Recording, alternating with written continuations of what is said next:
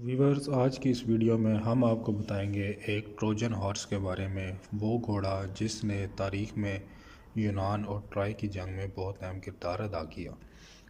Viewers, ٹروجن horse تاریخ کا وہ گھوڑا ہے جس نے ٹرائے کا شہر تباہ کرنے میں مرکزی کردار ادا کیا تھا۔ تاریخ کی اہم اور یادگار جنگوں میں سے ایک ٹرائے کی جنگ ہے جسے ٹروجن وار کے نام سے یاد کیا جاتا ہے۔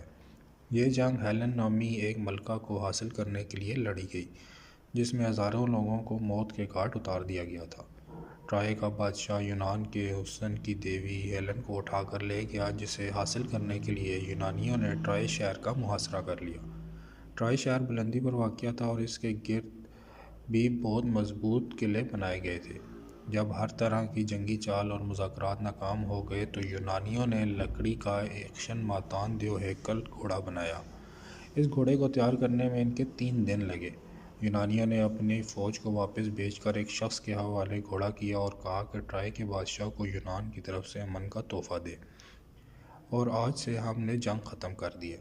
ٹرائے کے باسیوں نے بڑی خوشی سے ٹروجن ہارس کی لگام تھامی اور اسے گھسیٹتے ہوئے شہر کے اندر لے گئے۔ شہر کے پادری اور عالموں نے لوگوں کو گھوڑا شہر کے اندر لے جانے سے منع کیا، مگر لوگوں پر فتح کا جنون سوار تھا اور وہ ٹروجن ہارس کو گلی گلی گھماتے پھرتے رہے۔